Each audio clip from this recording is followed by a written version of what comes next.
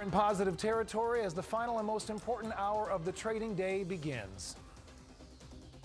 Now on the closing bell, on the edge, just how healthy is the hedge fund industry? We'll debate. Plus, tech M&A.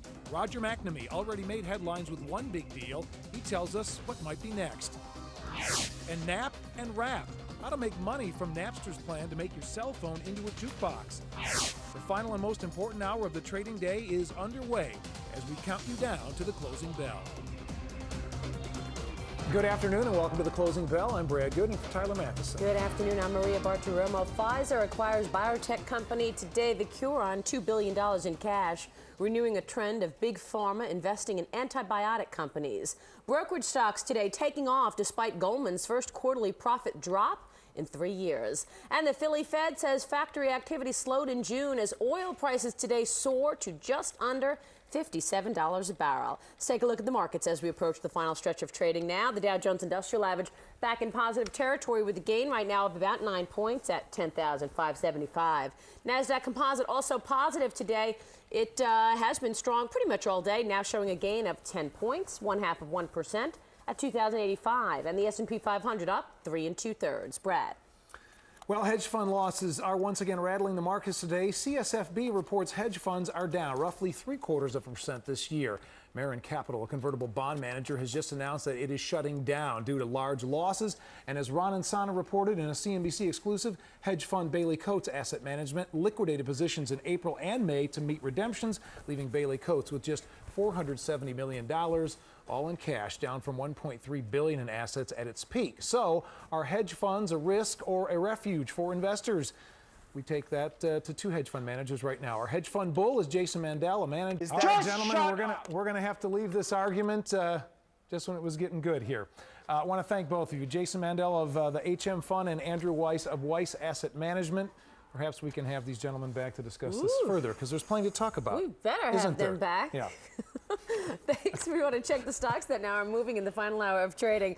Bob O'Brien following that in for Stocks Editor Joe Kernan today. Bob. Yeah, Maria, no surprise that the oil names are among the leaders here. In fact, most oil names, as well as some of the misdirection we've seen in things like oil and currencies.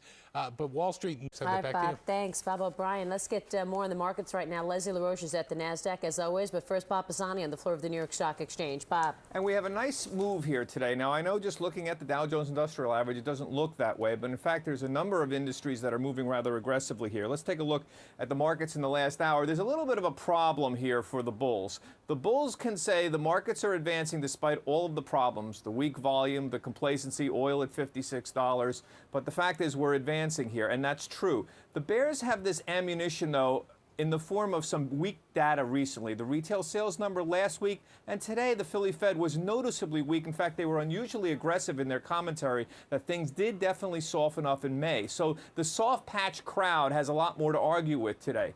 Nonetheless, we are modestly higher, and we're not that far, believe it or not, in the S&P from 4-year highs that we saw in March here. So let's keep moving here. We have a nice commodity rally, and that is the key story. And it's not just commodities, but it is commodity-based stocks.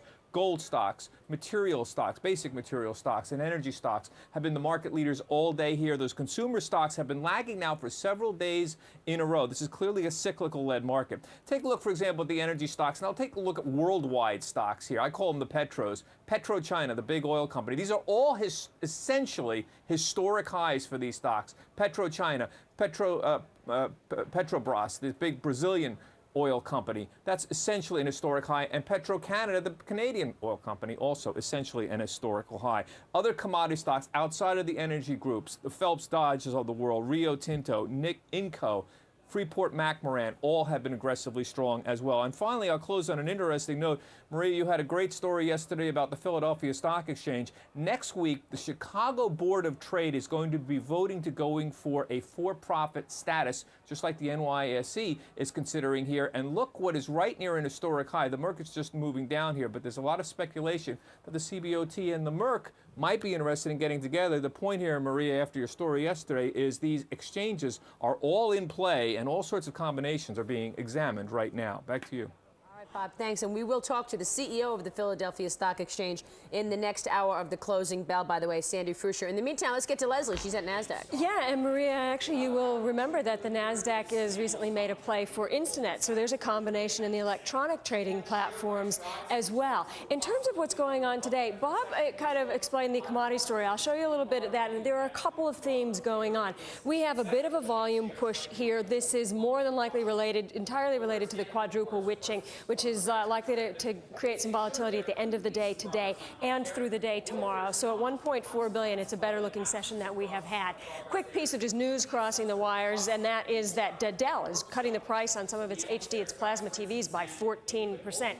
And then we also have a bid under some of the retail names. All of these that you see here, Children's Place, Candies, AEOS, and Urban Outfitters, these are all 52-week highs. And then moving on, the biotechs are also in play, and this is in some measure off of the big pharmaceutical deal, Pfizer picking up Vycurin. So it's sending some interest into biotechs. And then in terms of the metals are doing phenomenally well today. Bob was talking about this. They did very well in Europe, so we had that inherited strength here. Also, interesting to note, ABN AMRO upped BHP Billiton because of demand for bulk commodities coming out of Asia. Heard that before. And let me finish with Royal. Not because there's any particular news, but take a look at the trajectory of this stock. And it has drawn the attention of speculators and day traders over the last month. And the last couple of days, it was ramping as the energy bill hit the Senate floor. But I just want to show you that some of these small float stocks, they ramp very quickly, but they can come down just as sharply. And this is a stock that's down 8 and 10% today. Maria, back to you. All right, Leslie, thanks. And for all of the up-to-the-minute market dispatches, including analysis and commentary, check out our website, cnbc.com on MSN. As we wind down on this Thursday, about 46 minutes left to the closing bell right now. Dow is to the plus side 10. NASDAQ, I believe, to the plus side about 10 or 11 as well. Next up on the closing bell, biotech and big pharma. We'll tell you about Pfizer's big deal for a biotech company. Then Morgan Stanley's dissident shareholders say they've just begun to fight. But first, the most active stocks on the New York Stock Exchange there, led by Lucent.